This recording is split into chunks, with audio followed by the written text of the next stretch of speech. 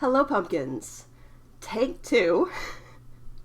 I recorded this earlier and it had no audio, so we're just going to do another take.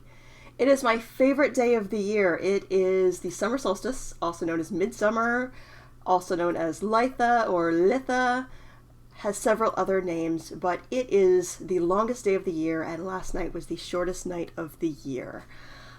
This was an important day for me long before I discovered Druidry, long before I discovered any sort of Celtic spirituality. I'm going to bring this a little closer to make sure we get audio. How's that? Can you hear me okay? Let's hope. Okay, so when I was little, 3, 4, early enough that I had a bedtime that was, earlier than the sun going down, I can remember refusing to go to bed because I had an awareness that it was the longest day and the shortest night, and I wanted to stay up and watch the sunset. And I bolted at the door in my pajamas. Yeah, I was little. I can remember being a teenager and working at a call center. I got off work at 9 o'clock at night, and I remember how cool it was that it was still light out. And even today, it is my favorite day of the year.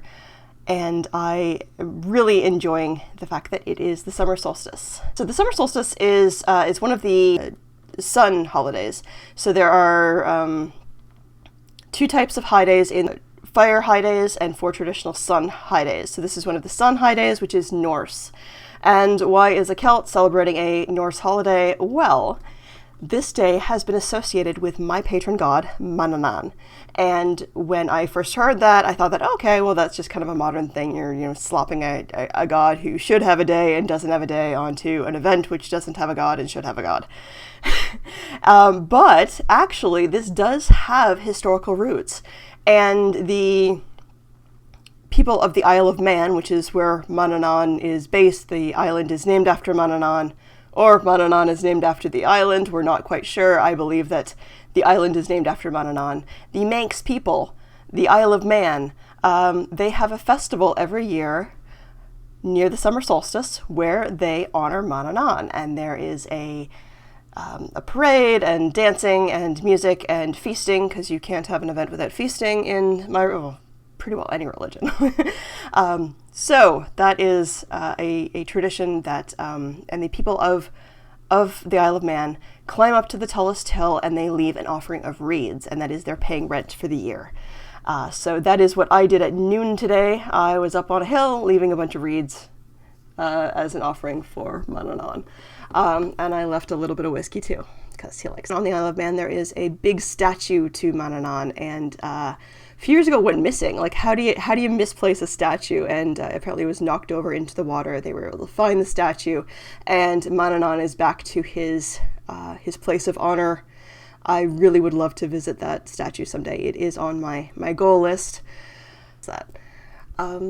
So what do you do? How do you celebrate? So I call it Litha. Most people pronounce it Litha. The pagan police have yet to come and arrest me. So the way that I usually celebrate is to wake up at the crack of stupid. I'm usually not a morning person.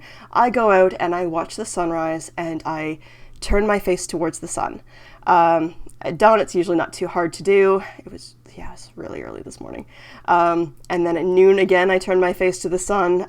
If you're doing that, be sure your eyes are closed. You're wearing sunglasses. We don't want any injured vision.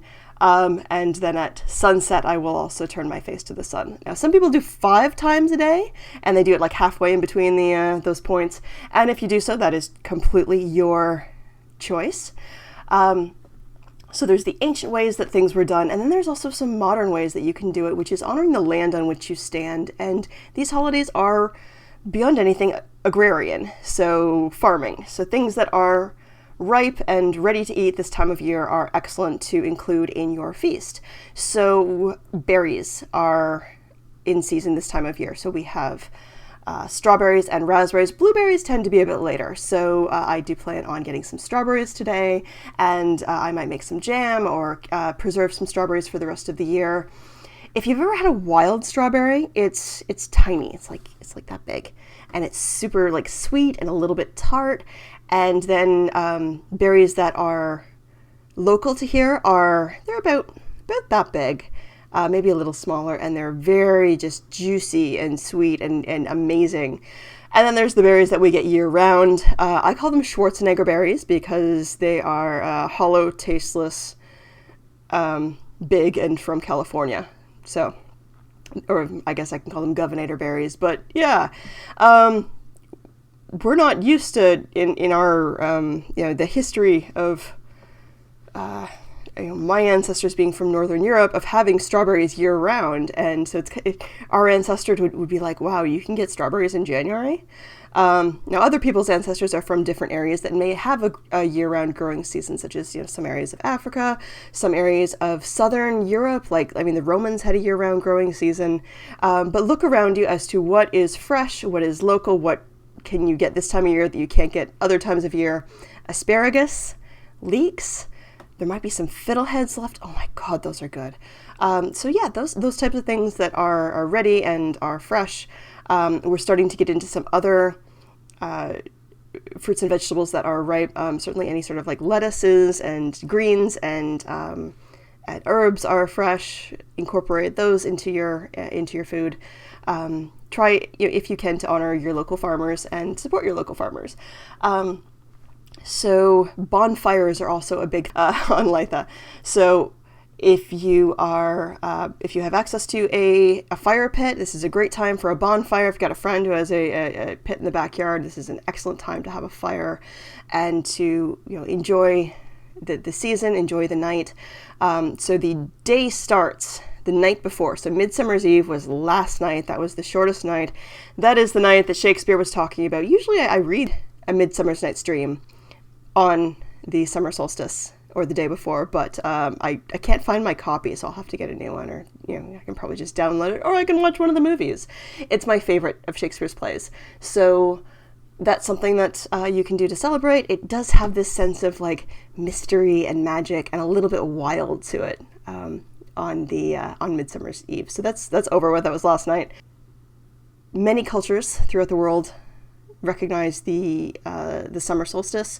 Now, I also don't want to forget about our Southern Hemisphere friends who are celebrating the winter solstice right now. So Yule, and it may seem a little odd to be celebrating Christmas type things in the middle of June, but that's the way that the round earth works.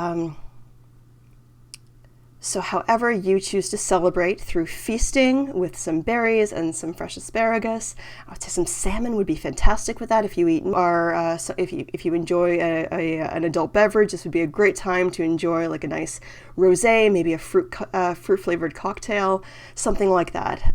Meat is also well loved any time of year.